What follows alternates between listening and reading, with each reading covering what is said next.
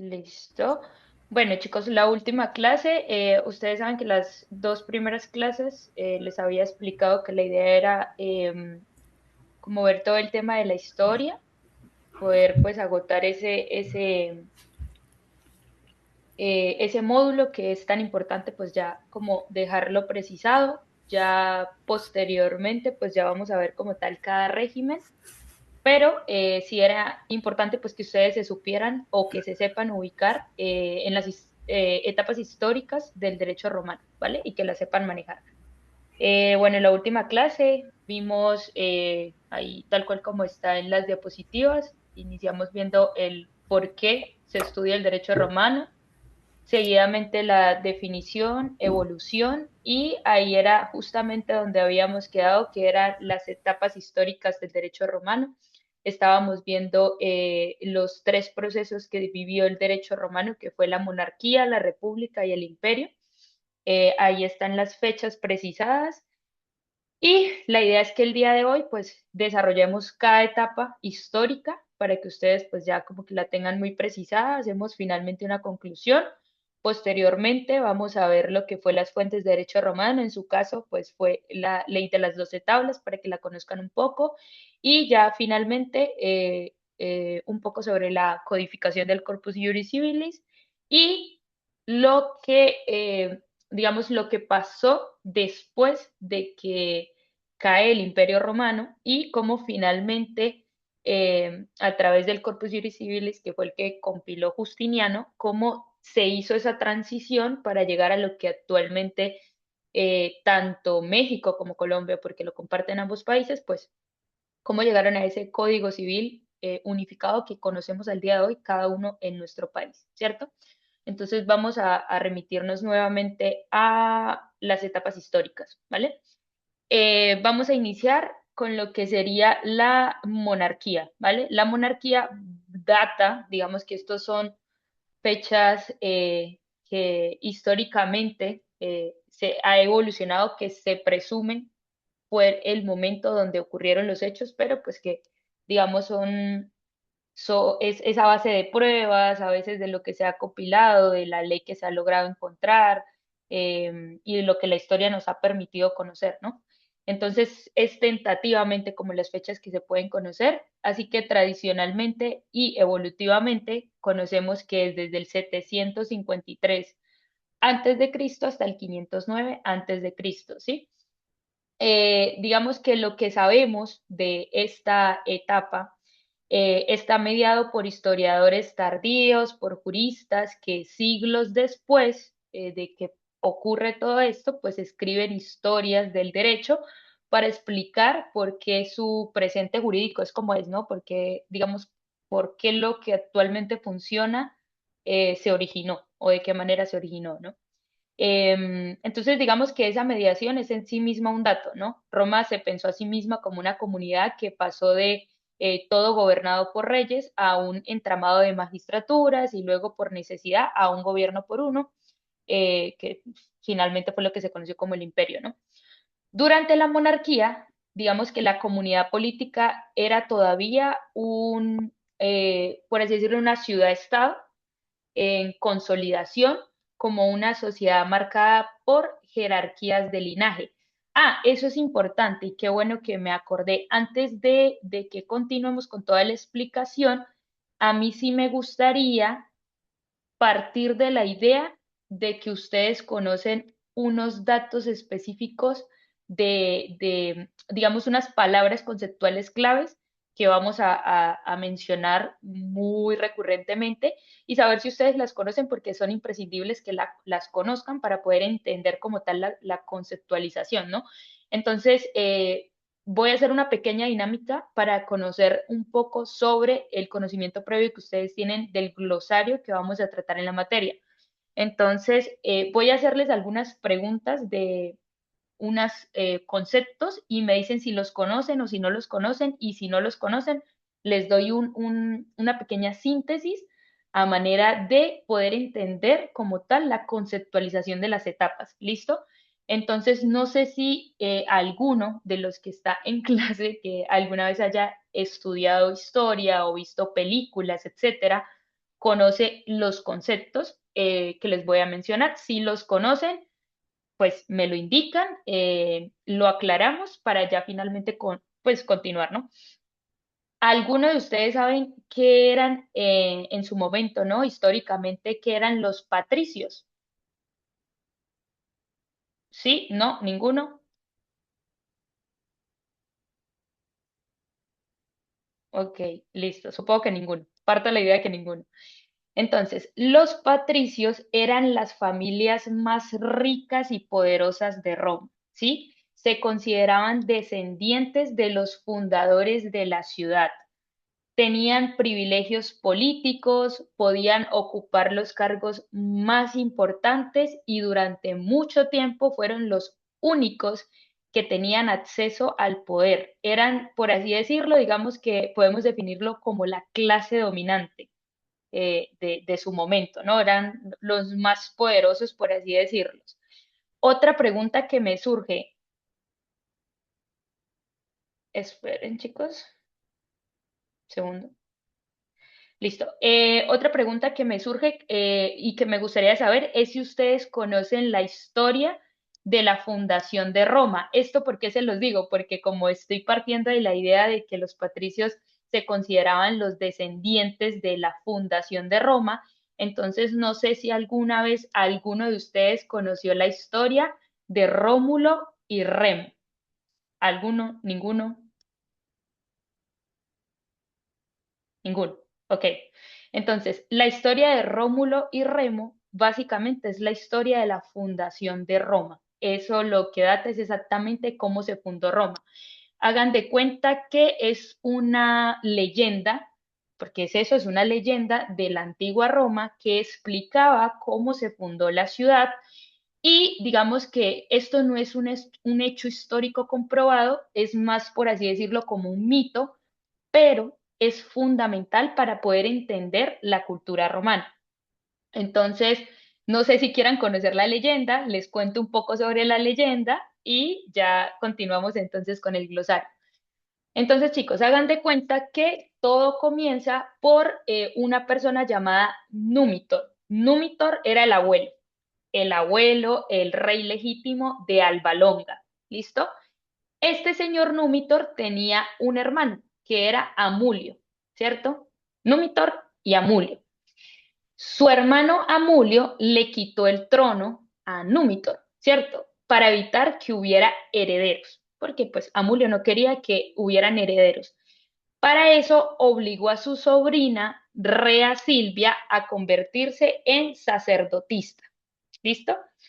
Sin embargo, según la leyenda, el dios Marte se enamoró de ella. Acuérdense que ellos al principio eran una cultura politeísta, era una cultura que no solamente concebían la religión como nosotros, o como algunos de nosotros, porque bueno, no sé realmente la creencia de cada uno, pero ellos sí tenían la concepción de creer en varios dioses y tenían pues obviamente una mitología diferente a la de nosotros, ¿no? Entonces, la leyenda cuenta que ese dios Marte se enamoró de Silvia, perdón, y que de esa unión que tuvo Rea Silvia con el dios Marte, nacieron los gemelos Rómulo y Remo, ¿cierto? Amulio, al enterarse de que esto había pasado, ordenó, como él no quería que hubieran descendientes, que hubieran herederos, ordenó que los bebés, es decir, que estos gemelos, Rómulo y Remo, fueran abandonados y todos conocemos, la mayoría, el río Tíber, ¿no? Entonces ellos lo que dicen es, bueno, abandonemos a los bebés en el río Tíber para que mueran y de esa manera pues no exista una descendencia, ¿cierto? Pero hagan de cuenta que cuando estos bebés los dejaron en unas canastillas y estos bebés iban pues desplegándose por el río Tíber, ocurrió algo que ellos llaman extraordinario y es que una loba, un animal, es decir, la loba, los encontró y los bebés se amamantaron de la leche de la loba. Entonces, lo que hizo la loba fue criarlos, amamantarlos y salvarlos, ¿cierto? Posteriormente a que estos dos gemelos se salvan, llega a tener un rol importante un pastor llamado Faustulo, ¿sí? Faustulo los encontró y los crió como si ellos fueran sus propios hijos.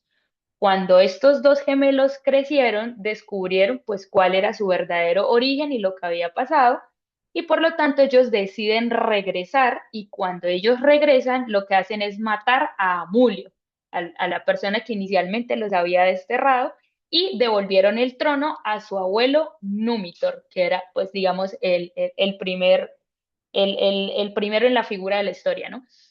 Después, los hermanos decidieron fundar una nueva ciudad en el lugar donde la loba los había salvado, exactamente en ese punto donde ellos fueron salvados, pero surgió un conflicto y es que no se pusieron de acuerdo sobre quién iba a ser el rey ni dónde exactamente la podían fundar. Y la discusión se volvió tan violenta que Rómulo mató a Remo. Finalmente, Rómulo fundó la ciudad y la llamó Roma, en el honor al hermano que él había asesinado. Entonces, según la tradición, Roma fue fundada en el 753 a.C. ¿Listo? Esa historia ahí para que la tengan precisada, porque si es, digamos que es más como, por así decirlo, cultura general, ¿no? En el mundo del derecho, que conozcan esa leyenda, que es la que se supone data la fundación de Roma, y es lo que divinamente se conoce como el origen de Roma. Y en el mundo del derecho eso se conoce como el origen de Roma. Entonces, habiendo dejado eso precisado, volvemos otra vez al glosario, que es importante también que quede pues muy, valga la redundancia, muy precisado también. Entonces, volvemos otra vez a los patricios. Los patricios, vuelvo y les repito, familia rica, poderosa de Roma. Esos patricios se consideraban los descendientes de los fundadores de Roma, que ellos creían pues había sido Rómulo y Remo, ¿no? En este caso Remo, ¿no? Que mató a su hermano. Y tenían obviamente privilegios políticos, ellos, les decía yo, que ocupaban como los cargos más importantes durante mucho tiempo, fueron los que tenían el acceso al poder y por lo tanto se consideraban una clase dominante. Eso por un lado, los patricios. Ahora, ¿qué sería entonces lo contrario? Y ahí sale el concepto de los plebeyos. Todos hemos escuchado la palabra plebeyos y se ve mucho en las películas, lo han visto hasta las chicas que en algún momento vieron películas de Barbie y demás.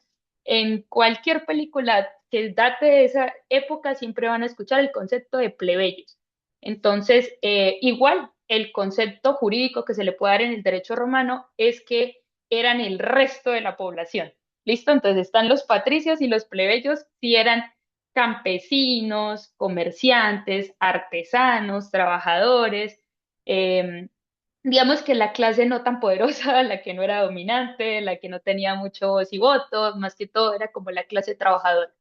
No tenían los mismos derechos que los patricios al inicio, digamos, al inicio que es cuando les digo de la monarquía, no podían participar en el gobierno, no podían ocupar cargos públicos importantes. Ojo, con el tiempo, estos mismos plebeyos fueron los que lucharon para obtener igualdad de derechos, ¿cierto? Entonces, esto digamos que inicialmente era el concepto con el cual se les conoció al principio, pero que posteriormente todo esto fue cambiando, ¿cierto? Pero para que entiendan, los plebeyos, clase menos favorecida, patricios, clase más favorecida, porque evidentemente había una jerarquía, ¿no? Un tema de poderes jerárquicos. El Senado, el famosísimo Senado. Senado, todos conocemos el concepto de Senado porque, digamos, todos los países donde hayan repúblicas, donde haya como tal estados sociales de derecho y demás, que venimos casi de una misma descendencia, pues conocemos que el Senado, o bueno, remitiéndole al derecho romano, era una asamblea. Esa asamblea estaba formada por los hombres más importantes y experimentados de Roma.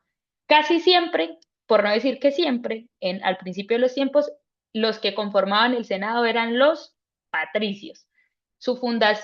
Digamos, su función era aconsejar, tomar decisiones políticas importantes, controlar el gobierno. Digamos que fue una de esas instituciones más influyentes de la República y del Imperio. Entonces, sí, digamos que su nivel o su estatus era bastante elevado y pues influían mucho en todo el tema de la política, ¿no?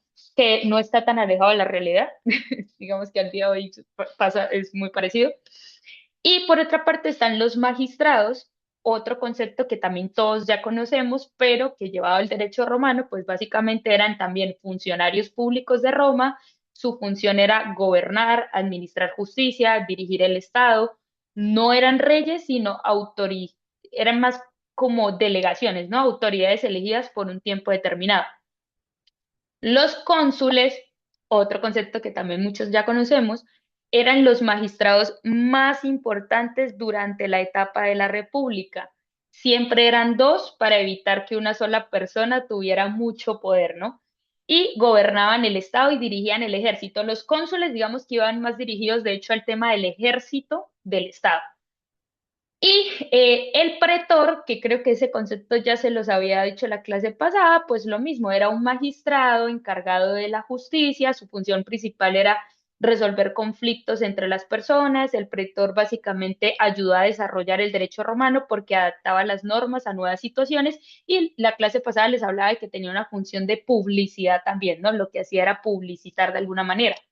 El emperador, todos conocemos el concepto de emperador, jefe máximo durante el imperio, tenía poder político, militar, administrativo, digamos que existían otras instituciones, pero el emperador era quien realmente tomaba todas las decisiones. La república, una forma de gobierno donde el poder no pertenece a un rey, sino que es ejercido por varios funcionarios, varias instituciones en nombre del pueblo, y la monarquía, pues forma de gobierno donde todo el poder está en manos de una sola persona, que es el rey. Y finalmente el imperio, pues era una forma de organización política en la que el poder está concentrado en un emperador y el territorio es muy extenso, formado por muchos pueblos y regiones. Entonces sí necesitaba que entendieran esos conceptos, como precisárselos, porque los vamos a ir desarrollando en cada etapa histórica y pues la idea no es que yo esté hablando y ustedes no estén entendiendo absolutamente nada de lo que yo digo. Si es así, alzan la mano, me preguntan, me interrumpen, porque la idea es pues que lo estén entendiendo, ¿no? Otra palabra, edicto. Edicto es una palabra que muchos hemos escuchado, bueno, los que tienen algún conocimiento de derecho previo saben que los edictos actualmente son como las autos o notificaciones sobre un proceso, ¿cierto? Y lo que hace es publicitar. Básicamente los edictos son para publicitar. Entonces, en derecho romano, el edicto era una norma o una regla que el pretor publicaba al iniciar su cargo, explicando cómo aplicaría la justicia. Eso básicamente era el edicto. ¿Alguno tiene alguna pregunta sobre los conceptos, sobre la ley, lo que se ha hablado hasta el momento? O sea, ¿alguno no entendió algo o todos hemos entendido bien para continuar? No sé si he sido muy clara y ya todos hemos entendido bien. ¿Todo bien? ¿Listo? Maestra, nada más una duda. ¿Quiere decir que la palabra patriarcado viene de ellos, de los patricios? Ajá, sí. Bueno, no. No, no, no, no. No, no, no, ya esa es otra, digamos que tiene otra Ot- Ah, contextualización. ok, ok, Sí, ok. sí, sí, sí. Sí, no, igual digamos que esto va a evolucionar, o sea, lo importante es que entiendan, que lo asocien más que todo con lo que vamos a ver. Necesito que lo asocien es más que todo con la etapa histórica del derecho romano y que lo asocien más que todo, porque a ver, patriarcado es más que todo el ejercicio del control del poder sobre el hombre, ¿no? Y digamos que en este caso los patricios, para hacer la diferenciación, pues podían ser mujeres, hombres, todo en general, era más que todo una clase social. O sea, los patricios eran una clase social, una alta clase social, la más alta que existía, y que eran la que tenía el control en la sociedad. Solo como para hacer esa precisión, para que no te quede, digamos, esa confusión ahí. Bueno, Maestra, entonces gracias. ya, no, no te preocupes. Entonces ya teniendo eso claro, vamos a continuar con la monarquía y les estaba diciendo entonces que durante la monarquía la comunidad era, les decía yo, una ciudad-estado en consolidación con una sociedad marcada por jerarquías de linaje. Entonces, me remite al glosario porque quería que entendieran que en ese momento, en la monarquía, estaba el tema de las jerarquías de linaje entre patricios y plebeyos, etcétera, ¿no? También habían unas dependencias personales, una economía en la que la tierra y la guerra, digamos, organizaban ese prestigio y riqueza, ¿no? Digamos que aquí el tema de la tierra era súper importante. El rey concentraba las funciones que actualmente pues nosotros hoy separamos, ¿no? Pero que en su momento en la monarquía o entendiendo la monarquía, que de hecho todavía existe en algunos lugares del mundo, pues básicamente es que hay una concentración de poder. Su característica más importante es que hay una concentración de poder. ¿En qué sentido? En todos. Mando militar, dirección religiosa, administración del orden, eh, y digamos que de forma crucial la función jurisdiccional también, ¿no? No es casual que una de las formas más antiguas de control sea más que una división de poderes, la presencia de consejos, asambleas que orbitan la ley, ¿no? Entonces, digamos que los nombres de esas instituciones son bien conocidos por la tradición y básicamente ¿cuáles son? El rey, el consejo de ancianos, el senado romano, la asamblea por curias, porque acá es muy importante, cuando les digo el consejo de ancianos, es muy importante que tengan en cuenta que para los romanos en la época de la monarquía era muy importante que las personas que iban a estar, digamos, en el consejo fueran las personas más ancianas posibles. Es decir, entre más ancianos fueran, entre más viejos, entre comillas, fueran, para ellos la vejez era sinónimo de conocimiento y de sabiduría. Entonces, si una persona tenía una edad ya bastante elevada, pues para ellos eso era una suma de experiencia que, digamos, se iba a traducir inmediatamente en sabiduría, en inteligencia, y por eso ellos, digamos que precisaban que era importante que el poder lo tuvieran esas personas que ya eran ancianas y que ya tenían como tal la experiencia y el conocimiento y la sabiduría para poder aconsejar, ¿no? O para poder impartir de alguna manera ley, ¿no? Pero digamos que el derecho se asienta o se asentó en prácticas, en una cultura de lo permitido y lo no permitido o lo prohibido, donde existía el ius y el fas. El ius, pues todo lo que era derecho, todo lo que era jurídico, todo lo que podemos entender como derecho positivo, y el fas, pues todo lo que podíamos entender como el derecho natural, que eso se traduce a lo divino y a lo religioso. Entonces sí existía como esa división ahí, ¿no? Que se rozaban y que se confundían de alguna manera, y que tenía una línea, pero ahí, muy sobre la línea de la división de ambas concepciones, ¿no? Ese punto pues fue decisivo para una pregunta muy importante que se podría hacer y es cuándo el poder se concentra, las fronteras entre norma y autoridad suelen volverse porosas. Eso es, digamos, como una de las síntesis que se podría hacer, ¿no? Entonces, se entiende, digamos, que se ofrece una escena fundacional casi pedagógica cuando, digamos, el pueblo empezó a actuar sin ley cierta y sin derecho cierto. O sea, hagamos de cuenta que al principio del todo, de cuando no, de la monarquía, cuando no existía, cuando solamente había una concentración de poder, pues no existía una ley, un derecho, algo tangible, percibible, cierto, porque todo era gobernado por los reyes. Digamos que no se interpreta o como una simple descripción histórica, sino más como una teoría política, con el rey. De alguna manera, la seguridad jurídica descansaba en la persona y en su entorno, no en un sistema normativo impersonal. Digamos que todo iba a regir alrededor de lo que rigiera con el rey. El rey y lo que tuviera a su alrededor era el derecho en sí mismo y era lo que existía, ¿no? Entonces, de ahí, digamos que lo que se desprende es una importancia simbólica de las llamadas leyes regiae, ius civile, papirianum, que son unas expresiones latinas, donde se trata la idea de que hubo reglas reales recopiladas posteriormente por un pontífice. Entonces, este relato jurídico dice que esas normas fueron reunidas en un libro por Sexto Papirio, que digamos esto ya es más rayando un poco en la religión, un poco más en esa ley divina, ¿no? Sin que eso implicara que estuviéramos ante una codificación estable, ¿cierto?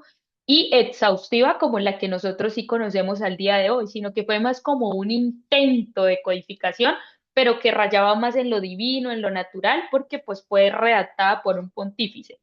Digamos que igual lo importante es como ese movimiento, ¿no? La comunidad empieza a imaginar el derecho como algo que puede reunirse y ponerse en orden precisamente cuando teme que esa autoridad personal o extrema que tenía el rey fuera insuficiente o sobre todo, y lo más importante, que fuera arbitraria, perdón, porque ustedes saben que cuando hay concentración de poder, pues suele desviarse, ¿no? De alguna manera y volverse arbitraria.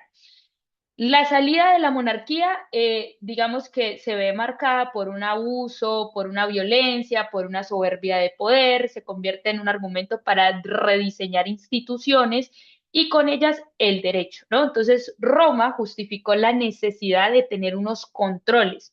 Cuando el poder se concentró en la monarquía, de alguna manera lo que dijeron ellos es el derecho corre un peligro de convertirse en una extensión de la casa del gobernante, por así decirlo, y por eso la República se autodefinió como un sistema de magistraturas colegiadas y temporales. Entonces hagan de cuenta que ubicándonos en el tiempo, lo que sucede es que, listo, tenemos una monarquía que está intentando avanzar con la sociedad, que está intentando buscar unas normas, pero que si hay una concentración de poder, pues es que es muy difícil, de alguna manera, que no haya arbitrariedad, que no haya abuso, que no haya violencia, entonces lo justifican a través de control. Ellos dicen, bueno, no hay control, no tenemos controles, como no hay control, tenemos que avanzar a un sistema diferente que sí nos permita tener un control del poder y, por tanto, digamos, eliminar todas estas matices de violencia, etcétera, y todo lo que ellos en su momento justificaron.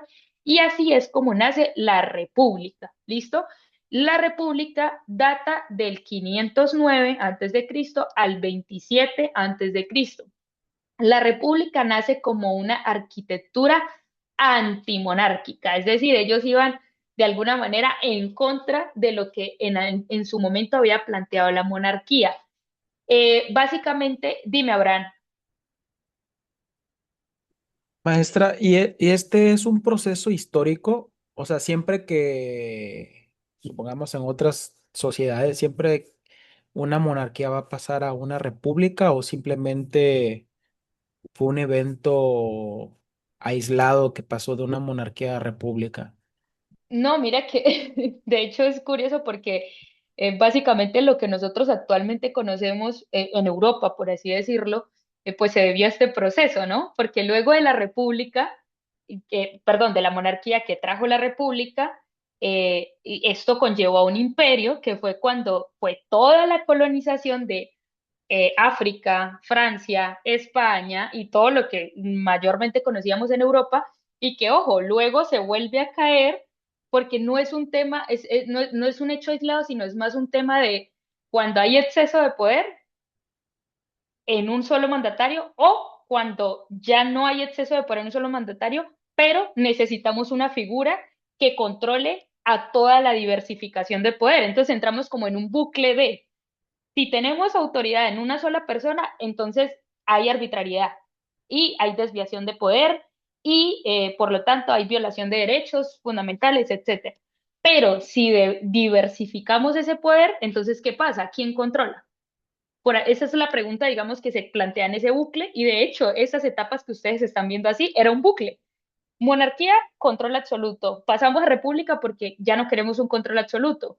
Pero ¿qué pasa? Tampoco nos funciona la república porque entonces no hay quien le ponga un control a esa diversificación de poder. Entonces volvemos a un imperio otra vez porque necesitamos otra vez un control de poder, que luego ese imperio se cae porque no nos sirve tampoco la concentración de poder. Entonces es como ese bucle que existió en la historia, que es muy interesante conocerlo porque es lo que actualmente nosotros conocemos. De hecho, vienen luego las revoluciones, porque luego del imperio lo que ustedes van a empezar a estudiar es revoluciones. Y es cuando, hey, no, no me parece el dominio o el imperio que existe y por lo tanto vamos a fragmentarnos.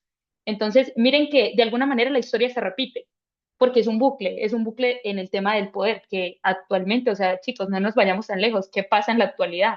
Hay guerras, ¿y por qué hay guerras? Por recursos naturales, por poder, por territorio, y que, digamos, actualmente le agregamos el tema de que ahora hay maneras más poderosas de ejercer el poder. porque claro, actualmente no existían bombas nucleares, peleas ya, digamos, ya con controles a través de armas o a través de temas nucleares, que es lo que creo que actualmente ha logrado contener un poco las guerras.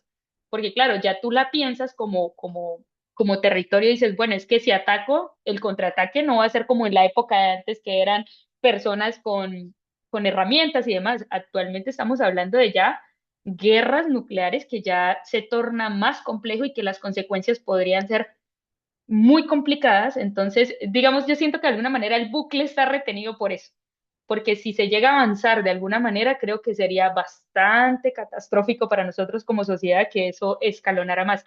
Pero mira, Abraham, o sea, es súper interesante lo que preguntas porque realmente, más allá de ser aislado, creo que es un bucle de poder que siempre vamos a tener, porque la sociedad como tal nunca va a tener, o sea, la perfección no existe.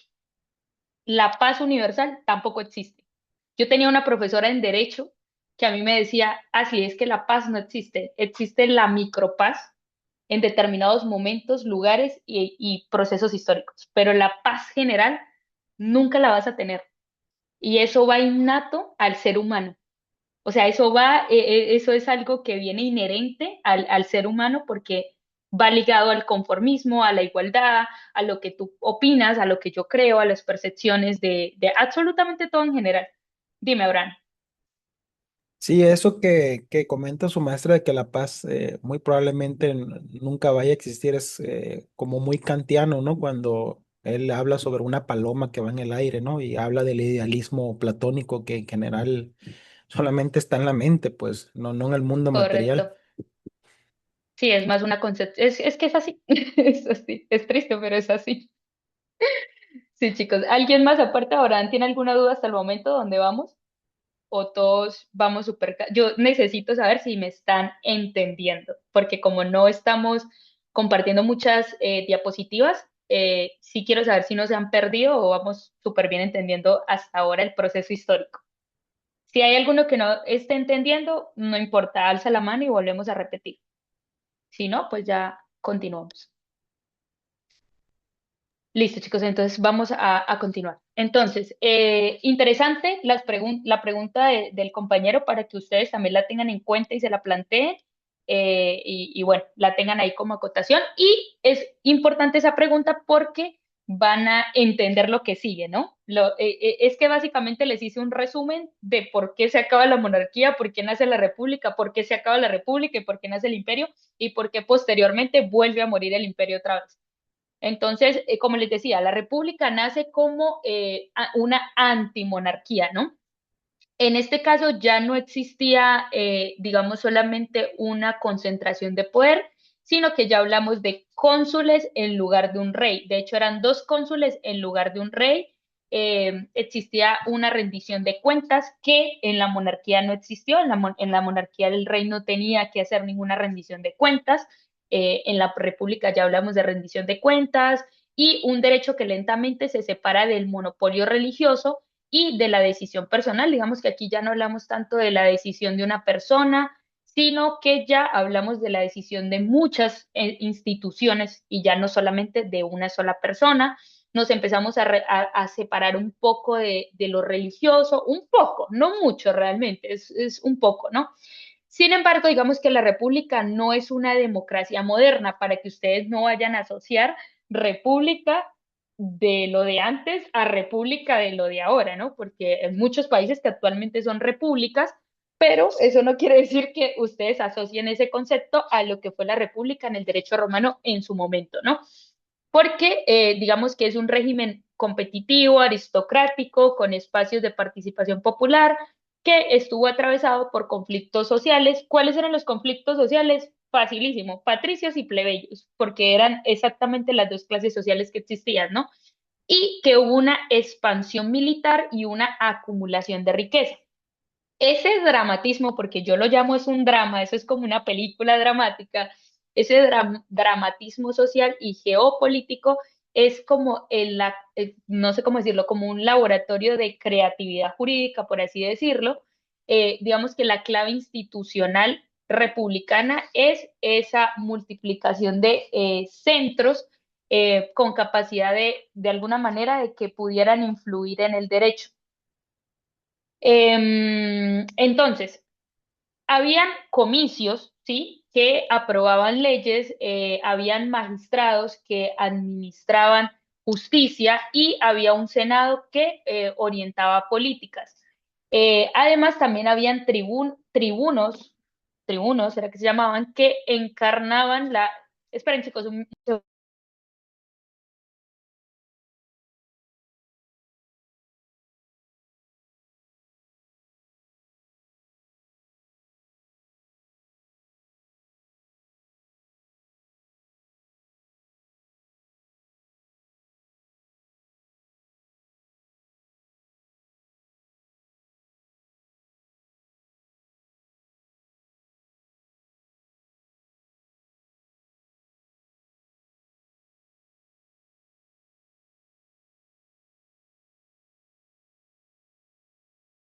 listo, chicos, qué pena, me interrumpieron.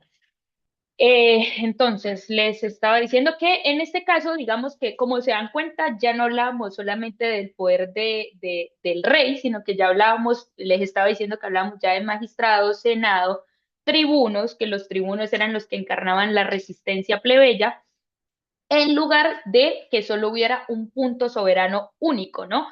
Acá aparece más un ecosistema de competencia. Esto, digamos, cambió la producción del derecho. ¿Por qué? Porque la norma digamos que se volvió más un resultado de negociación, compromiso y que, digamos, no era una línea recta, sino que era así porque tenía momentos de crisis. En ese contexto es donde aparecen las famosísimas leyes de las 12 tablas, ¿sí? Que es la que están en la siguiente diapositiva. Básicamente las 12 tablas aparecen exactamente en este periodo republicano, ¿no?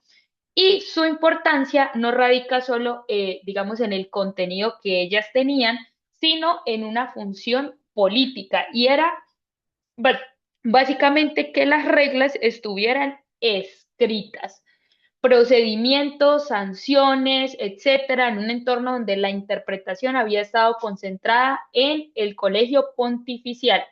Entonces, digamos que es un rasgo que suele señalarse como, de alguna manera, una anécdota, ¿no? Se entiende mejor como, como síntoma, por así decirlo, y es que se trata de un derecho pensado para poder ser usado con o en el conflicto cotidiano y para limitar el margen de manipulación por parte de quienes conocían los rituales jurídicos. O sea, en palabras, digamos, un poco menos complicadas de digerir, básicamente la aparición de las 12 tablas lo que hizo fue que el derecho dejara de ser solamente para para los que sabían, en este caso para los pontífices. Es decir, ya el derecho no va a ser solo reservado para la gente sabia, para la gente que sabe leer, para la gente adulta o para la gente privilegiada, es decir, solo para los patricios, sino que lo que hacen con las leyes de las 12 tablas es decir, mire, usted, pueblo que no conoce y no tiene idea de cómo funcionan las leyes, aquí están. Son estas, aquí están escritas, léalas para que esto de alguna manera le aporte una seguridad jurídica y para que vea que hay una publicidad del derecho y que usted tiene con qué defenderse. Básicamente eso fue lo que se intentó hacer en la República, publicarse esas leyes y quitarle de alguna manera el hecho del privilegio, ¿no? De que solamente una clase privilegiada pudiera conocer el derecho y en cambio que ya toda la población en general pudiera conocerlo, ¿no? Entonces, digamos que la República temprana también fue ese escenario de un fenómeno esencial y es la lucha por el acceso al conocimiento jurídico, súper importantísimo, eso lo relataba un jurista romano, ¿sí? Que era Pomponio, y básicamente lo que decía es que digamos sin rodeos, que la esencia de interpretar y las acciones estaban en el colegio de los pontífices no más y que de allí se determinaba quién precedía asuntos privados. En términos contemporáneos, básicamente es quién controla el procedimiento y controla buena parte del resultado. Digamos, si solamente una parte conoce cómo funciona, y de qué se trata lo que funciona y la otra parte no, pues ¿qué quiere decir eso? Que básicamente el que lo controla pues ya va a asegurar cuál va a ser el resultado del proceso, porque solo esa persona conocía la ley. Entonces, en esta parte los pontífices, ¿no? Que eran los que controlaban la ley. Entonces, digamos que eso fue lo que esa fue la lucha, ¿no? Esa fue, digamos, la crisis que atravesó la República o lo que se intentaba, digamos, batallar en la República, ¿no? ¿Qué hizo de alguna manera la República cuando sospechaba que ese conocimiento concentrado era una forma de poder incompatible con esa nueva constitución o esa nueva concepción que se tenía de la sociedad? Aquí la respuesta es otra vez jurídica, y es que se publicó, se enseñó y se volvió discutible las fórmulas, ¿cierto?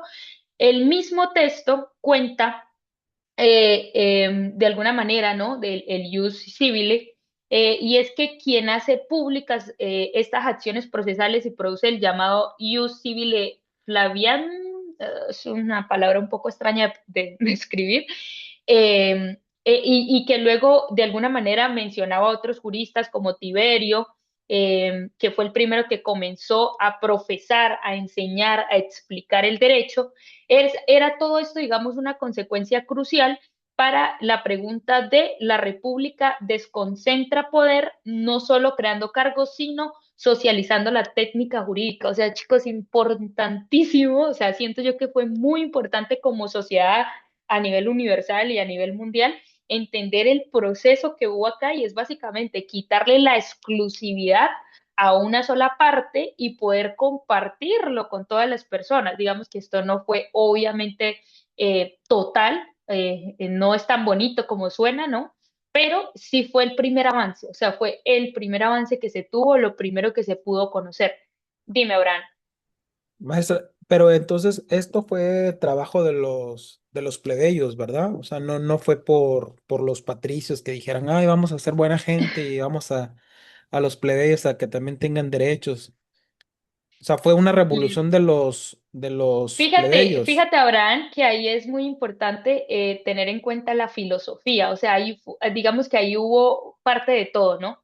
Ahí hubo parte de la inconformidad, ahí hubo parte de hasta de los mismos, digamos, las mismas personas pertenecientes a la clase, digamos, de los patricios, pero que de alguna manera también sentían que, es que hagamos de cuenta que estamos hablando de una concentración de poder, ¿no? Y cuando hay una concentración de poder es muy difícil que tú logres tener feliz a todo el mundo, porque digamos que eso es actualmente se ve, ¿no? Entonces, de hecho, aún personas que pertenecían a la clase podían tener, digamos, contradicciones, porque ¿qué pasa cuando, a ver, cuando hay mucho poder y cuando hay muchas personas que hacen parte de ese mucho poder, todos quieren de alguna manera tener la exclusividad del poder. Entonces es como cuando tú dices, bueno, todos tenemos poder, ¿cierto? Pero hay una persona que tiene más poder que otras, porque esa es la persona que rige sobre todo. Y ahí inicia de alguna manera la lucha de egos. Y es, pero ¿por qué él y yo no? ¿Cierto? Aun cuando yo estoy en una clase privilegiada, aun cuando yo tengo poder también, ¿por qué él tiene más que yo? ¿Sí? ¿Por qué? Entonces, chicos, eso hasta en las películas la van a ver ustedes cómo se mataban entre hermanos, entre primos, entre hijos, entre padres, porque básicamente era una lucha de quién tenía más poder o quién podía de alguna manera poder tener el control de todo.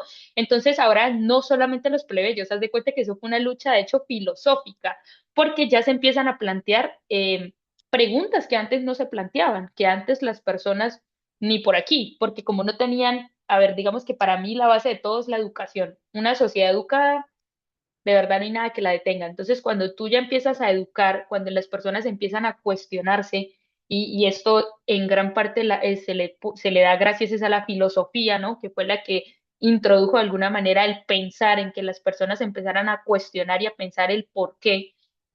Porque cuando tú tienes una sociedad inculta, que no estudia, que no conoce, que es ignorante, pues es muy fácil tener control del poder, porque de hecho hay personas que en medio de su ignorancia son felices y dicen, no, pero pues a mí con que me den de comer, pues yo estoy bien, ¿sí? Pero no toda la sociedad es así, porque cuando tú empiezas a educar a esa sociedad, pues empiezan a salir estas preguntas de ¿y por qué, no? Entonces, fue una lucha de pensamientos, Abraham, digamos que ahí no solamente eran plebeyos, sino En general, digamos que en general era una inconformidad del pueblo en general. Y ahora, lo otro es que los patricios era un grupito así de chiquito y los plebeyos era casi toda la sociedad, ¿no? Entonces eso también tiene mucho que ver, ¿no? Entonces no fue de Pape tampoco, ¿no? Digamos que no fue un cambio abrupto, sino que, digamos, fue una transición que inició de alguna manera a finales de la monarquía y a principios de la república. Pero fíjate, ahora en que ni siquiera la república sirvió, y ahí es donde viene lo chistoso, ¿no? O sea, cómo ese concepto de república en su momento tampoco fue suficiente para ellos, ¿no? Y para la sociedad en general, ¿no? Pero bueno, ya vamos a ir a ese punto, ¿no? Entonces, digamos que en el plano de las fuentes del derecho, que es lo que estamos, digamos, haciendo analogía ahorita, que es con la ley de las 12 tablas, eh, la República inventó un pluralismo normativo que, digamos, durante siglos fue la marca romana, ¿no? Leyes comiciales, plebiscitos. El concepto de plebiscito nació de las leyes de las 12 tablas, las decisiones senatoriales, los edictos magistrales, la autoridad de juristas. De hecho, el propio derecho que nosotros conocemos actualmente, clásico, moderno y demás, viene de las 12 tablas. O sea, yo tuve la oportunidad en su momento, ustedes si quieren hacer la, digamos, la tarea, busquen en internet, miren, no hay nada que en internet no esté. Busquen en internet el contenido de las leyes de las 12 tablas y las pueden leer una por una porque esas estaban en latín y las tradujeron y digamos que al día de hoy ustedes pueden tener acceso a esa información y se van a dar cuenta que no es tan disparate, o sea, no hay tanto disparate o no hay tanta lejanía de lo que actualmente nosotros conocemos. O sea, realmente solamente es como unos, digamos, unos rasgos por temas de, obviamente, de la modernidad, eh, pero digamos que en sí hay una similitud muy grande a lo que luego se transformó en nuestra cultura, ¿no? Entonces, esas son las fuentes del derecho. O sea, las fuentes del derecho en su momento en el derecho romano fue las leyes de las 12 tablas, ¿no? Que eso, digamos, de alguna manera fue la primera forma escritural de derecho que nosotros llegamos a conocer, ¿no? Esa pluralidad se ve en un hilo político jurídico porque digamos que antes de las leyes de las 12 tablas hubo una serie de leyes, ¿cierto?, que existieron y que finalmente todo se compila y se vuelven las leyes de las 12 tablas.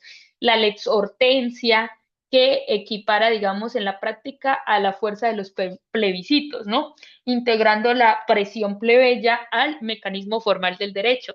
No fue solamente una conquista social, sino que fue más una transformación de soberanía normativa y que se ampliaba, ¿no? O que se amplió ese conjunto de voces capaces de producir derecho vinculante. El actor decisivo, creo yo, chicos, les diría yo que para poder comprender cómo la República administró la complejidad social fue el pretor. Y ahí se los puse, de hecho, en la diapositiva, porque básicamente el pretor, como dice ahí, adopta el derecho a la realidad, ¿no? Adapta, perdón. Como, por ejemplo, actualmente es la Suprema Corte en México y en Colombia la Corte Suprema de Justicia, ¿no? Y básicamente, pues fue una figura supremamente importante porque, digamos que ese magistrado tenía jurisdicción, tenía potestad de crear remedios. Remedios es como mecanismos, por así decirlo, ¿no? Como mecanismos, era arquitecto de formas procesales porque también creaba procesos. Entonces, a medida que Roma se volvió mediterránea, ¿cierto? Que aumentó los intercambios y que evidentemente empiezan a aparecer litigios con extranjeros, pues ya se volvió insuficiente el derecho civil rígido, arcaico y extremadamente formalista que existía.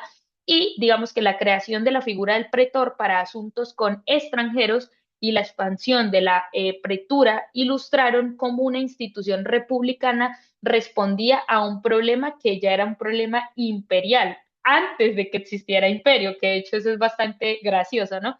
Entonces la vida social supera esa capacidad del viejo molde normativo. Cuando una sociedad crece, o sea, entre más grande es una sociedad o entre más personas abarcan, pues es mucho más complejo imponer una sola norma tan arcaica, ¿no? Y más cuando son arcaicas. Entonces, con el edicto del pretor y el proceso formulario, el derecho obtenía flexibilidad sin necesidad de que se rompiera con el pasado, ¿no? Eh, Hay unos ejemplos específicos, la Lex Alquilia, la Arta, Legis Actionales, Lex Aegutia, son, digamos, una serie de cronología de leyes, todas en latín, evidentemente, que marcaron como toda esa transformación, ¿no? La República finalmente, chicos, ofrece una primera respuesta porque es súper importante entender que sí fue una transición, pero muy, muy relevante para responder a la pregunta de cuando el poder no está concentrado, el derecho tiende a fragmentarse en fuentes y espacios interpretativos, ¿no? Esa fragmentación produce paradójicamente una estabilidad cultural, porque ninguna instancia puede apropiarse por completo de la norma y un dinamismo técnico porque múltiples actores compiten por resolver problemas, ¿no? Pero que eso va a llegar de alguna manera a tener un problema y es la lentitud, el conflicto, los momentos de crisis, la tentación de concentrar poder para hacer de alguna manera funcionar el Estado. Entonces, en base, digamos, a todos estos problemas que ellos se plantearon en la República, pues llega la transición del imperio, ¿cierto? Entonces, volviendo otra vez a la antigua diapositiva, para que se vuelvan a ubicar en el tiempo, eh, el imperio pues data desde el 27 antes de Cristo, ¿cierto? Y bueno, y obviamente termina con la caída del imperio, ¿no? Entonces, digamos que el inicio del imperio no fue tanto como un golpe simple, sino como una reconfiguración gradual de legitimidades. Después de guerras civiles, Augusto construye el principado con una fórmula que es a la vez política y jurídica, porque conserva nombres republicanos, pero reordena el centro de gravedad del poder. Y esto es significativo, que su propia autobiografía política insta en el lenguaje de la restitución, ¿no?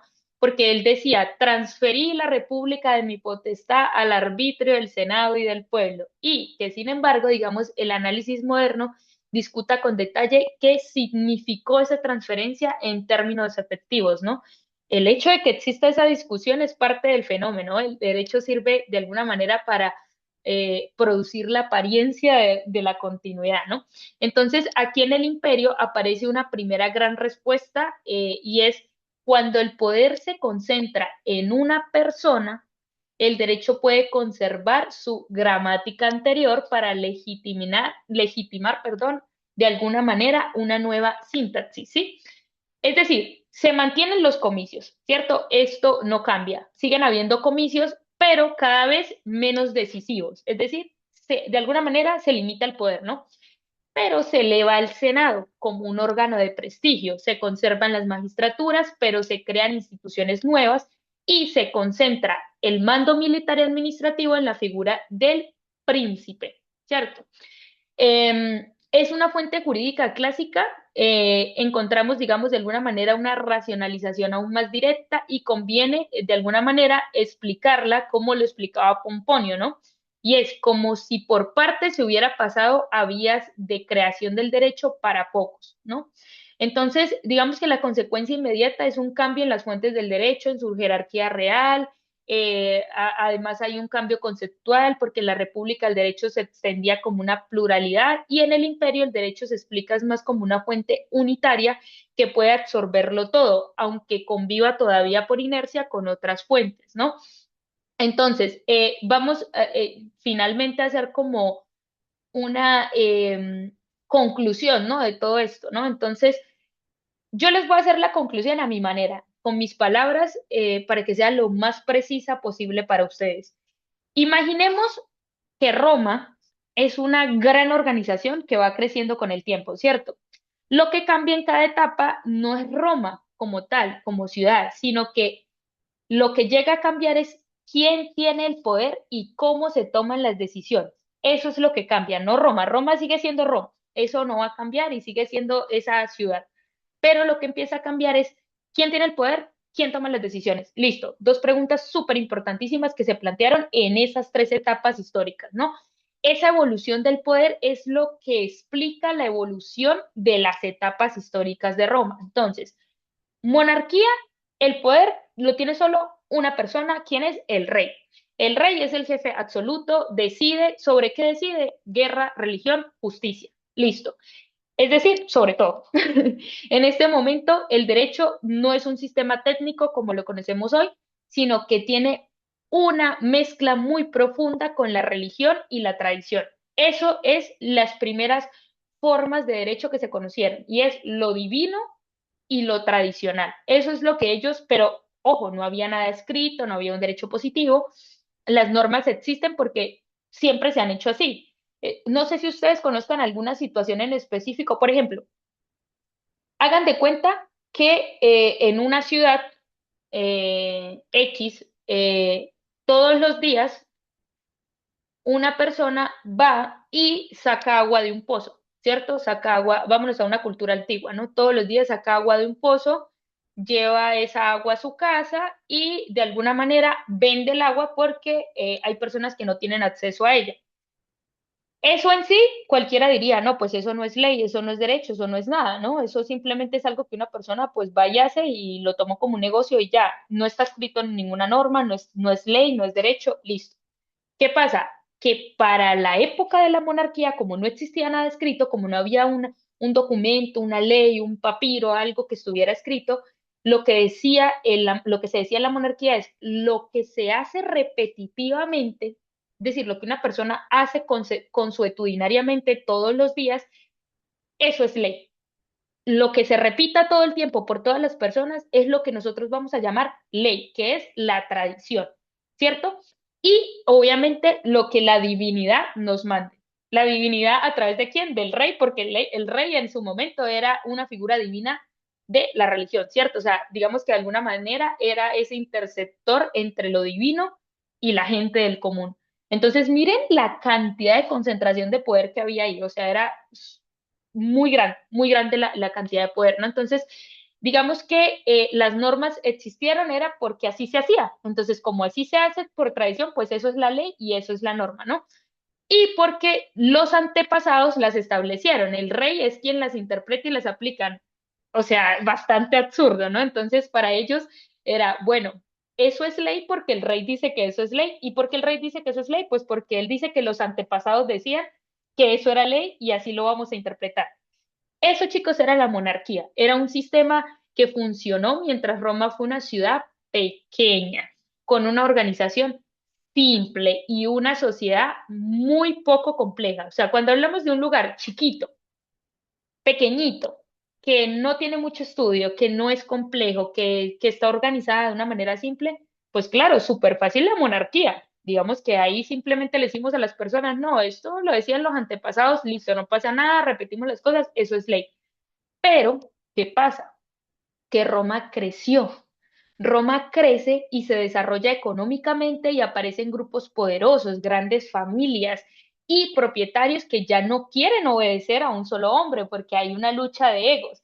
Estas élites que quieren participar en el poder y tener influencia en las decisiones, pues empiezan a pelearle al rey a decir, hey, pero yo también tengo poder, yo también puedo. Inicia esa lucha de egos y como consecuencia de esa inconformidad, la monarquía desaparece y nace la república.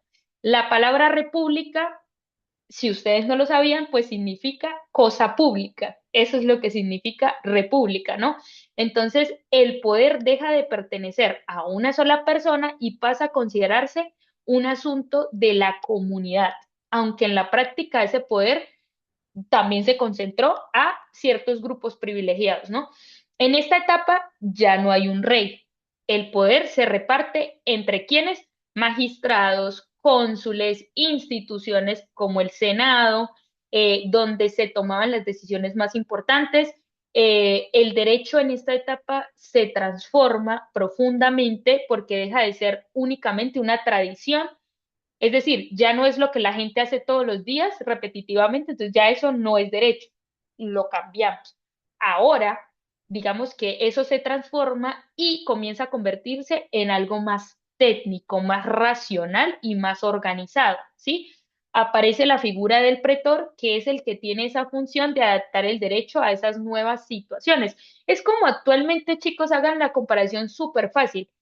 ¿Quién es la institución encargada en sus países, mi país o en su país, de decir, bueno, la sociedad está cambiando, vamos a adaptar el derecho a esa sociedad? ¿Quién me responde? ¿Quién es la figura encargada de eso? El Senado, ¿no, maestra? El El Senado. Congreso, exactamente, la Suprema Corte. La Suprema Corte, el Congreso, digamos, de alguna manera los que crean las leyes y los que la interpretan a través de la Corte Suprema, ¿cierto? Entonces, actualmente vean que no es muy diferente. El pretor era básicamente lo mismo. Lo que hacía era interpretar las nuevas situaciones que se estaban presentando de alguna manera y decían, bueno, la sociedad ya no es la misma que era antes, es una sociedad diferente y por lo tanto el derecho tiene que modificarse, no puede ser el mismo que hemos manejado porque es arcaico, ya es muy antiguo y no va acorde a la sociedad nueva que se estaba presentando. Entonces, el pretor básicamente hace eso, ¿no? Hace que el derecho se vuelva más flexible y más avanzado. Sin embargo, y ya para concluir el tema de las etapas históricas, la República comienza a enfrentar un problema que antes no existía y es que Roma dejó de ser solo una ciudad pequeña y se convirtió en un imperio territorial enorme que lo que hizo fue conquistar grandes regiones como la Galia, Grecia, parte de África, ¿cierto? Y empieza a gobernar un territorio tan extenso, tan grande, mediante un sistema en el que el poder está dividido y evidentemente resulta cada vez más difícil, y era lo que le decía Abraham al principio, cuando cuando hay algo tan grande y está todo tan disperso y no hay un orden, volvemos otra vez a lo mismo. Claro, el poder está diversificado, hay que controlarlo, porque entre más crece un país, entre más crece un territorio, claro, pero pues tiene que haber una figura que pueda concentrar todo, porque no podemos que Julanito tiene el poder, porque entonces cuando se presenten choques de poderes, entonces ¿qué? Ahí qué pasa, que de hecho está la teoría súper importante del choque de poderes con el frenos y contrapesos del poder, ¿no? Dime, Abraham. Y en este caso, maestra, pues, ¿cuál sería el punto medio? Digo que al final de cuentas, pues nos hemos dado cuenta que es cíclico este tema del poder, ¿no? O sea, primero se concentra, después se distribuye, volvemos a concentrar el poder y parece que no hemos aprendido nada de la historia del pasado. No, es que sí es muy, ¿cómo decirlo? Muy complejo. Es muy complejo porque tiene que existir, a mi modo de ver, ya si me preguntas, a ver, les voy a dar más una opinión personal mía, eh, pero realmente creo que es muy difícil lograr encontrar un punto, un equilibrio, porque el solo hecho de ser nosotros seres humanos y ser seres tan complejos, creo que ya todo lo hace muy difícil todo. Pero creo que de alguna manera lo que ha logrado hasta la época actual ser un poco punto intermedio es la división de poderes. Creo que la división de poderes eh, es de alguna manera lo más cercano lo más cercano que podemos tener a lo que está diciendo Abraham. Entonces, si quieren entender un poco eso, chicos, de alguna manera hay que leer a Montesquieu, 1748, y ahí ustedes van a leer El espíritu de las leyes de Montesquieu, súper importante, es un filósofo político francés, y básicamente lo que hace es hablar de la división del poder en tres poderes, y es legislativo, ejecutivo y judicial. Entonces, de alguna manera, Montesquieu fue el que nos dio ese pequeño avance para poder resolver ese problema cíclico, ¿cierto? Ese problema que se venía presentando de el poder se concentra, no sirve, el poder se dispersa, no sirve, el poder se concentra, no sirve. Entonces Montesquieu lo que dice, bueno, vamos a hacer algo. Dividamos entonces el poder para que no haya, ya todos sabemos que la monarquía de alguna manera para nosotros no sirve, ¿cierto? No nos interesa que solo una persona tenga el poder, porque es que de hecho eso me mentirá Abraham que es médico, pero creo que es hasta científico, ¿no? O sea, el solo hecho de que solamente haya poder en un solo ser humano sobre tantos seres humanos, creo que eso corrompe de alguna manera, ¿no? Eso se puede prestar para muchas situaciones, se puede presentar para la desviación del poder, se puede, para infinidad de cosas. O sea, el hecho de que solo un ser humano tenga el poder total se presta para todo. Entonces, básicamente creo que todos concordamos en que la monarquía no es la mejor forma, ¿no? de manejar el poder, pero tampoco lo es el no control del poder, porque es que el problema no es que el poder esté diversificado, el problema es que no se controle, que no haya un control sobre esa división de poderes. Entonces, básicamente, para los que no lo conocían, no sé si alguno ya había escuchado a Montesquieu, si alguno ya había escuchado sobre el espíritu de las leyes, que es, digamos, una de sus obras más importantes en 1748, y que todos conocemos como separación de poderes. Literal, así conocemos la filosofía de él, y básicamente lo que él dice es, bueno, vamos a llegar al punto intermedio, ¿cierto? Y es, no queremos monarquía, pero tampoco queremos un desastre, un descontrol del poder. Entonces, básicamente dividamos el poder de alguna manera para que se hagan frenos y contrapesos. La teoría del choque de frenos y contrapesos. ¿Qué significa eso? Que un poder le ponga freno a otro poder. Y eso es súper importante que ustedes lo conozcan. Eh, esperen, chicos, que me está escribiendo el doctor Camilo, un segundo.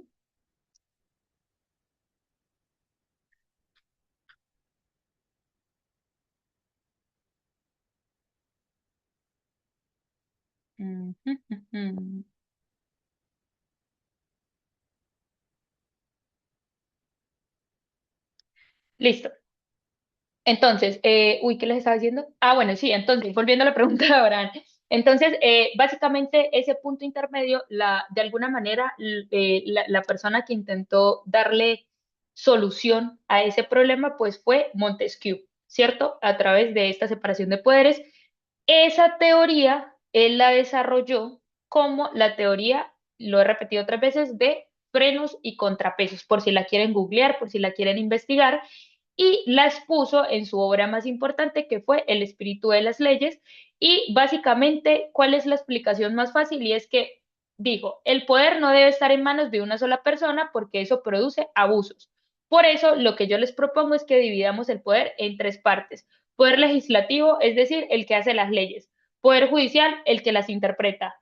Poder ejecutivo, el que las ejecuta, ¿cierto? Y cada poder controla al otro. Lo que se busca es que un poder le ponga freno al otro poder. Y eso es lo que llamamos frenos y contrapesos. Es decir, que un poder logre frenar el poder del otro para que ninguno pueda abusar por encima del otro. Entonces, por ejemplo, llevándolo a nuestros países, el Congreso hace la ley. El presidente puede objetar esa ley, pero la Corte Constitucional puede declararla inconstitucional, por así decirlo. Ustedes, digamos que tienen una figura muy parecida también, porque también tienen una división de poderes. Entonces, básicamente eso es lo que se busca, que el legislativo haga la ley, que el ejecutivo, pues, digamos, pueda objetarla, pero que el judicial las pueda interpretar, ¿no? Entonces, Sí, maestra, Abraham, creo, perdón, maestra, que le interrumpa aquí. ¿Y qué dime. pasa que, por ejemplo, cuando, pues en un país, no vamos a ponerle nombre, pues los tres poderes, ¿no? Y el mando superior ahí, pues, están de acuerdo, ¿no? En algo. Entonces, pienso yo que sería lo mismo, ¿no? O sea, ¿qué me sirve que un poder, pues, esté por encima de otro y otro de otro, pero el cabecilla, pues, ¿sabe qué? Vamos a hacer esto y pues aquí Claro. se hace lo que yo quiera, ¿no? Al final de cuentas, pues sería, Sí, no, yo sí le voy a poner nombre, Venezuela, por ejemplo. pues, Entonces, sí, no lo quería México. decir, pero ya lo dijo. Me- no tan descarado, ¿no? Pero digamos, hablemos de uno más descarado que es Venezuela. Sí, porque Sí, chicos, prácticamente el eso, nombre de república pues ya les queda grande, ¿no? Ya en los derechos pues ya están solamente en una persona y es ahí cuando pues sería una monarquía, ¿no? Deberían automático cambiarse el nombre, ¿no? Porque pues para qué legislarlo y reformarlo y aprobarlo si pues ya se está eh, viviendo 100, 200 años, ¿no? es que es súper complicado porque mira, Venezuela, voy a hablar propiamente de Venezuela para ponerlo como un caso práctico teórico, ¿no? Es muy complicado porque de hecho Venezuela sí tiene tenía, perdón, una separación de poderes en su constitución, ¿cierto? Que fue la constitución de 1999, y ellos lo dividieron en poder ejecutivo. O sea, hablo con propiedad porque digamos que fue mi país vecino, ha sido mi país vecino desde siempre. Mi familia trabajó muchos años allá, así que digamos que conozco bastante bien la situación de Venezuela, ¿no? Entonces, digamos que Venezuela sí tenía esa separación de poderes en su constitución, y básicamente era poder ejecutivo, legislativo, judicial, poder ciudadano y poder electoral. Existían todos estos poderes, ¿no? ¿Cuál fue el problema? Es que no existía una independencia real, ¿cierto? Que es lo que nos está diciendo el compañero. En un sistema de frenos y contrapesos, cada poder debe ser independiente. ¿Qué ocurrió en Venezuela? Que el Ejecutivo empezó a tener influencia sobre el Tribunal Supremo de Justicia y sobre el órgano legislativo y por lo tanto aquí ya no hay frenos y contrapesos, ¿cierto? Porque automáticamente ya no hay una independencia de poderes y eso ¿qué pasa? Que rompe el equilibrio. Y si se rompe el equilibrio, pues ya no estamos hablando de una separación de poderes. En 2015, todos, la mayoría de los que conocemos la situación, pues la oposición ganó la Asamblea Nacional, pero el Tribunal Supremo lo que hizo fue dictar unas sentencias en las que limitó sus funciones y asumieron competencias del legislativo. O sea, eso fue catastrófico. O sea, hablándolo a nivel de teorías, eso fue súper catastrófico porque significó que un poder dejó de frenar al otro. Claro, ellos dijeron, bueno, ya que ganó la oposición, pues entonces básicamente vamos a reformar todo y vamos a decir eh, que simplemente pues lo que antes existía ya no. Entonces las competencias que antes teníamos nosotros, el Tribunal Supremo, se van a ampliar y ahora vamos a tener competencias del legislativo. Un desastre. O sea, hablándolo a nivel de derecho, eso, bueno, y todos sabemos en qué terminó Venezuela, ¿no? Entonces, Venezuela no funcionó plenamente con frenos y contrapesos porque aunque estaban previstos en la Constitución, pues no hubo una concentración de poder en el Ejecutivo. Perdón, hubo, no hubo, sino hubo. Y una pérdida de independencia de los poderes, lo que obviamente rompió el equilibrio institucional. Cuando el poder controla el poder, hay libertad, pero cuando un poder controla todos los poderes, pues hay riesgo de autoritarismo. Entonces, si tú me preguntas, no lo diría tanto como una monarquía, sino como autoritarismo, por así decirlo, por ponerle un mejor concepto, no tan arcaico. Pero sí, realmente es súper complejo ese tema porque en Venezuela, de hecho, hacen elecciones. No sé si ustedes sabían que igual a mí me da risa porque el gobierno sigue haciendo elecciones. O sea, ellos tienen sus periodos presidenciales, siguen siendo un país que funciona en base a un sistema presidencialista. Ellos escogen su presidente, igual tienen sus, entre comillas, división de poderes, pero pues volvemos, no, ese tema no lo habíamos tocado y es un tema súper complejo que es la corrupción. Cuando hablamos de poder, siempre, siempre, siempre implícitamente viene a su lado lo negativo que es la corrupción. La corrupción es absolutamente todo lo que de alguna manera desdibuja o daña todo el tema del poder. Cuando hay corrupción, pues creo que ustedes más que nadie lo saben, con el país de ustedes, Colombia también lo sabe con el país que tenemos. Y obviamente, pues Venezuela es un país que está sumido en mucho narcotráfico, en muchos grupos al margen de la ley. Por ejemplo, no vamos tan lejos. Voy a hablar propiamente. Yo sé que ustedes están atravesando al día de hoy una situación muy compleja también sobre ese tema, pero miren que en Colombia ha sido igual, o sea, no sé si ustedes conozcan la época de Pablo Escobar en Colombia. ¿Quién no conoce la época de Pablo Escobar en Colombia? Un proceso súper difícil en Colombia, marcado por guerras civiles internas. Nosotros no teníamos que pelear con ningún otro país, nosotros nos matábamos dentro del mismo país de nosotros, acaso parecido a algo que están viviendo ustedes actualmente. Y que realmente, por ejemplo, la lucha en Colombia que surgió hablando de temas de poderes, es que básicamente en su momento Colombia dijo, porque el poder se concentra solo en un partido político. Miren que es que es súper curioso porque sigue siendo la misma lucha del pasado, de Roma y de la época, pero ahora con conceptos diferentes, partidos políticos. Entonces, por ejemplo, en Colombia están los conservadores y los liberales, que al día de hoy se conocen como la izquierda con Petro, que es el actual presidente, y la derecha con Uribe. Exactamente lo mismo, o sea, es que hagan de cuenta que es exactamente lo mismo, solamente cambia un poco los términos, pero es lo mismo, es la concentración de poder, porque es básicamente la lucha que tiene el país de ustedes, el país de nosotros, el país de Venezuela y casi todos los países latinoamericanos o hispanoamericanos, es básicamente lo mismo, guerrillas, grupos al margen de la ley, narcotráfico, corrupción. Entonces, ¿qué pasa? Pues que obviamente hay una división de poderes, hay un sistema de división de poderes, pero hay unos grupos que no están conformes con esa división de poder, porque quieren poder de alguna manera generar más riqueza, tener más control, etcétera. Bueno, cada quien sabrá por qué lucha. Y eso, a ver, y volvemos al concepto de la paz. Nunca va a existir la paz. O sea, realmente eso es lo más ideológico que hay, eso es lo más, por así decirlo, como una idea, algo ideal, algo que idealizamos, pero que a mí me da risa cuando hay gente que le preguntan, si tuvieras un deseo, ¿qué deseo pedirías? No, la paz mundial. No vamos a tener la paz mundial. O sea, sinceramente no somos, no es, actualmente, antes y actualmente no estamos preparados para eso. No somos una sociedad que estemos preparados para eso, porque realmente el nivel de ego y de querer más, porque somos una sociedad que todo el tiempo está en un constante, yo quiero tener lo que tiene el otro, yo quiero tener más de lo que tiene el otro, y el tema de la comparabilidad todo el tiempo de por qué este tiene más que yo, por qué este domina más que yo, chicos, eso corrompe. El tema de la riqueza corrompe las sociedades, el querer tener más, el querer tener más poder, control, dinero, bienes, servicios, etcétera. Eso hace que la sociedad se corrompa. De hecho, es una pregunta interesante que pueden ver ustedes en filosofía del derecho y es, ¿el ser humano nace o se hace? Es decir, ¿el ser humano viene corrompido o la sociedad lo corrompe? Pregunta bastante importante de filosofía del derecho que ustedes mismos se pueden plantear. ¿Qué opinan ustedes de eso? ¿Es que el ser humano ya viene así o es que la sociedad condiciona para que el ser humano se corrompa? No, pues Ahí les dejo la inquietud. para mí sería lo segundo. Para mí sería lo segundo por lógica, ¿no? Porque pues al final de cuentas yo lo veo como el miedo. Naces con miedo o te lo implican el miedo.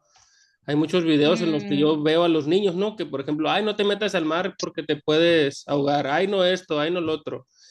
Pues a lo largo de la historia, pues el miedo es una cosa que uno genera, ¿no? A veces sí tienes miedo como en sentido de precaución, pero también puedes tener miedo al no hacerlo, ¿no?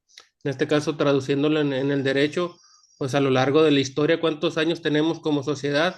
Y parece que no hemos aprendido, tenemos todos los antecedentes sabidos y por haber de lo que genera el poder, y aún así lo seguimos haciendo. Al final de cuentas, cada vez se está fragmentando más y más y más. Antes eran por los patricios, ¿no? Luego pues surgió la contraparte, los plebeyos. Los plebeyos fueron más que los patricios, pues un contrapeso ahí tenían.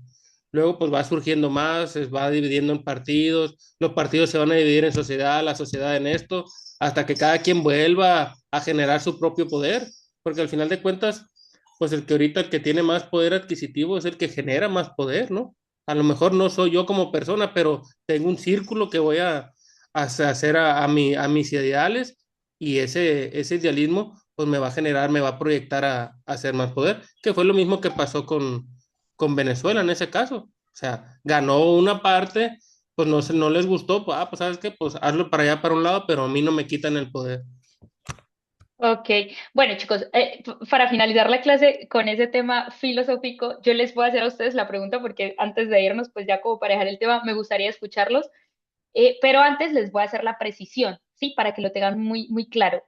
Esa pregunta que yo les hice a ustedes es una pregunta de filosofía de un filósofo que se llamó Jean-Jacques Rousseau, ¿cierto? El famosísimo Rousseau. ¿Qué decía Rousseau? ¿Es que el hombre nace bueno o es que la sociedad lo corrompe? Esa era la gran pregunta que decía Rousseau. ¿Qué significa esto? El ser humano en estado natural es bueno, libre y pacífico. Es para que ustedes se hagan la pregunta. ¿Es que el ser humano de nacimiento es egoísta? Es decir, ¿es egoísta por naturaleza? ¿Qué creen ustedes? ¿Es que el ser humano nace egoísta? ¿O es que el ser humano no nace egoísta, no nace bueno, no nace libre y pacífico? ¿O es que si nace así, la sociedad, la desigualdad, el poder y la ambición lo vuelve corrupto? Para Rousseau, la propiedad privada del dinero y el poder dañaron al ser humano. Para Rousseau. Digamos, eso es lo que él plantea. Pero luego hay digamos, se desencadenó toda una corriente filosófica donde Thomas Hobbes y una serie más de filósofos interpretaron cada uno a su manera el si nacía egoísta o no. Por ejemplo, para Thomas Hobbes, el hombre nace egoísta y violento, y para Rousseau es lo contrario. Entonces, miren las dos teorías. ¿Qué dice Rousseau? No, el hombre nace bueno, el hombre nace bueno, libre, pacífico, pero la sociedad lo corrompe. Pero luego llega Thomas Hobbes y le dice, no, el hombre no nace bueno, el hombre nace egoísta y violento, porque el hombre por naturaleza es un ser egoísta que busca su propio beneficio y que si no hubieran leyes habría caos. Se los explico para preguntarles, ¿ustedes qué creen? Nos quedan 5 minutos los que quieran participar.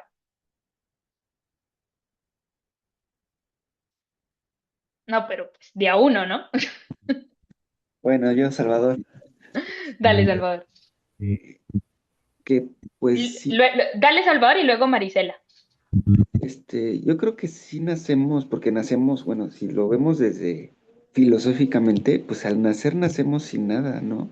Entonces siento yo que sí somos, bueno, un bebé, o sea, un bebé yo digo es bueno, y a lo mejor su instinto al amamantarse o algo, pues él necesita pues llorar nada más, se comunica de alguna forma así. Entonces, digo, no es que sea agresivo, sino que por naturaleza, es la forma de comunicarse con la madre en este caso. Entonces yo siento que pues nacemos buenos, pero conforme vamos creciendo, las enseñanzas desde niños que nos van dando nuestros padres, nuestros abuelos, yo creo que ahí ya vamos formando como un carácter a dónde nos vamos, si vamos a ser buenos o malos o no sé, yo creo que también depende mucho de nuestra educación y más que nada, pues lo que uno va viviendo.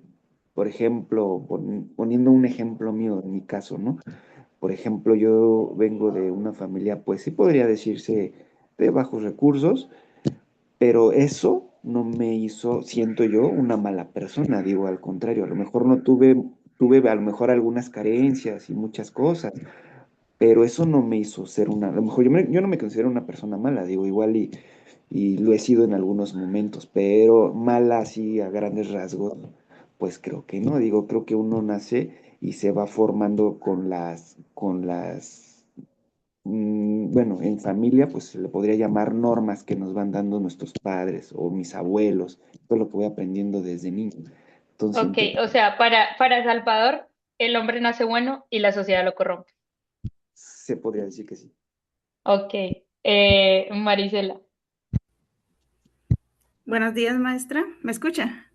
Sí, se escucha perfecto. Ah, perfecto. Es que ayer tenía una situación aquí con mi equipo. Mire, en mi opinión, el hombre nace bueno, nace dentro de un entorno, si bien afecta digamos, como mencionaba el compañero, la educación que recibes, el ejemplo que recibes, el nivel de educación, el nivel de recursos económicos en el que, ahora sí que en qué parte de la sociedad le tocó nacer. Si bien, si van formando, si vas guiándote por lo que aprendes, lo que ves, ¿no?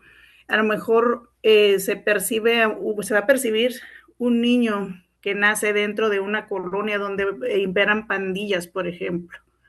El niño va a ver lo que es la violencia, lo que es, o sea, lo va a ver como algo natural, algo parte de él, algo que va a crecer con él. El hombre en sí, el niño, nace bueno, pero sí llega a un punto en el que desarrollamos todos un criterio, ¿no? Yo puedo nacer dentro de una familia conflictiva, pero va a llegar un punto en que tengo la opción de aplicar mi criterio y elegir la vida que quiero. Entonces, nace bueno, pero llega un La punto sociedad lo en que corrompe. tiene la opción Ok. de formarse así. Van dos con la corriente de ruso. Ok. Entonces ya se nos acaba el tiempo. Muchas gracias, Marisela. ¿Quién dice el hombre no nace bueno? Me gustaría saber si hay alguno. Ok. Y de hecho lo esperaba de Abraham porque yo tengo una teoría del por qué podría ser al contrario. Entonces escuchamos a Abraham.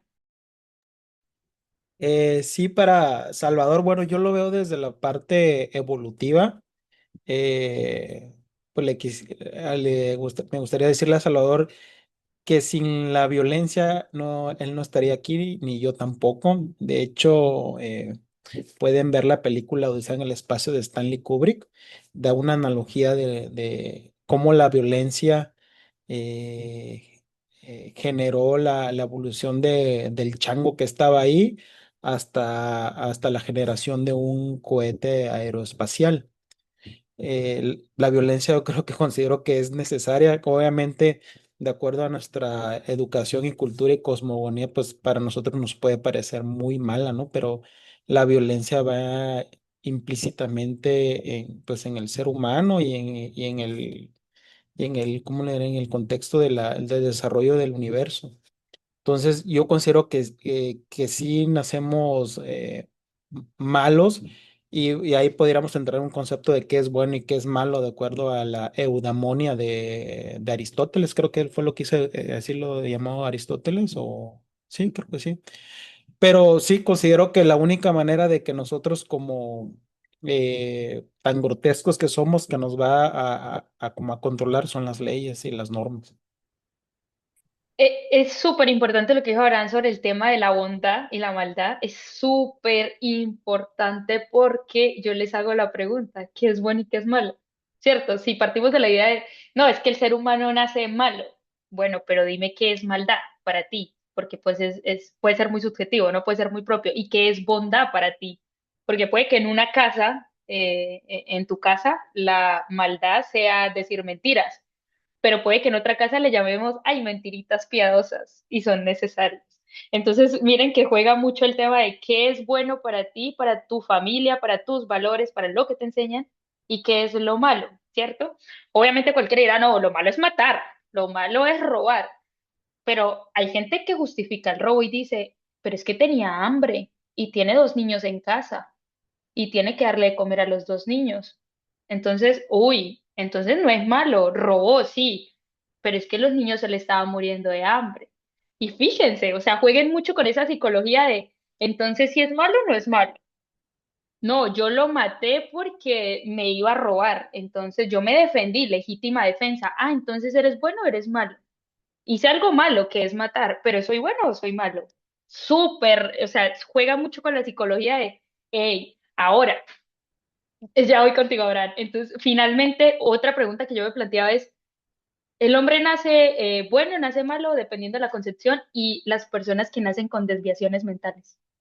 Las personas que tienen alteraciones, las personas que ya vienen codificadas, y en eso sabrá más Abraham, que es médico que yo, pero digamos esas personas que de alguna manera ya vienen, hablemos de personas criminales o asesinos seriales que no tuvieron ninguna experiencia ni ninguna vivencia que los traumara, sino que nacieron así, con alguna desviación mental. Entonces, son muchas preguntas que ustedes se pueden plantear, que yo me puedo plantear para ir en contra de lo que decía Rousseau. No, es que todos nacemos buenos. Uy, hay niños que nacen y desde que están en el jardín ya roban, pegan, son violentos, ya hacen una cantidad de cosas cuestionables y puede que vivan en una familia tranquila, que no necesariamente tengan experiencias. Entonces, uy, súper, o sea, creo que es un debate no tan fácil. Dime, Abraham. Sí, igual como siempre me dejan este ejercicio y la acción de una persona con un cuchillo cortándole la panza a alguien, ¿no? Y un ejemplo, yo por ejemplo, yo como cirujano utilizo un cuchillo, le hago el daño a alguien, pero es para operar, para solucionar una enfermedad, ¿no? Pero en otro contexto puede ser alguien que está asaltando a otra persona. Entonces, es más un tema de filosofía, pero el ejercicio es bueno. Sí, es más de perspectivas. Bueno, chicos, creo que se acaba la clase ya. No sé si ya la siguiente maestra ingresó. Antes de cerrar, creo que la maestra todavía no está. Les pregunto, ¿está bien la clase, la dinámica de la clase? ¿Les gusta cómo estamos manejando la clase? ¿Se sienten bien? ¿Sienten que están aprendiendo? ¿Cómo se sienten bien? Para saber si seguimos en la misma dinámica. Todo bien, ¿sí? Ahí les veo las caritas a algunos. Ok, chicos, entonces, nada, estudien mucho, esto es mucho de trabajo autodidáctico de parte de ustedes, lean mucha filosofía, la filosofía es increíble, es súper importante, les va a abrir mucho la mente, los va a poner a pensar demasiado y no hay, no hay nada más importante en una sociedad que personas estudiadas y personas que les importe preguntarse por qué a todo. Eso es súper importante. Entonces, los dejo y la próxima clase ya vamos a salir un poco de historia de fechas históricas y ya vamos a seguir hablando de historia.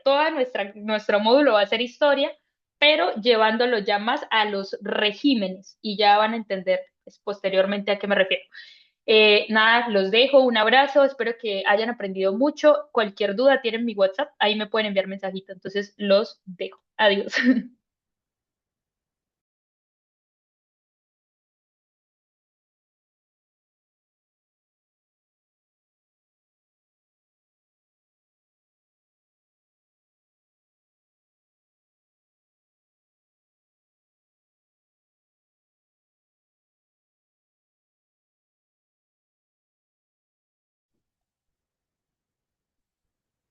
Chicos, buenos días. Les habla su coordinadora académica, Paola Maldonado. Únicamente para informarles que primero confírmame por favor si sí me pueden escuchar. Sí, maestra. Sí, maestra. La Sí, sí, sí. escucho, maestra. Muchas Maestra, gracias, la gusto en escucha, saludarlos. escucha. Se comunicaron conmigo sus dos profesoras, con quienes tienen las siguientes dos clases.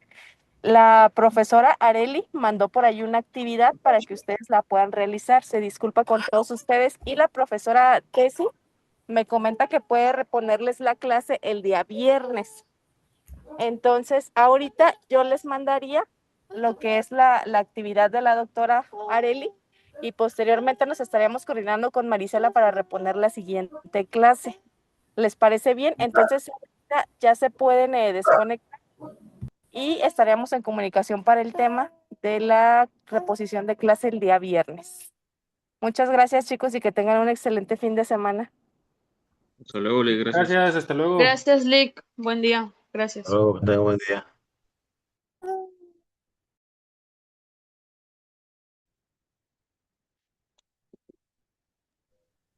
Compañero Abraham, ¿me escuchas?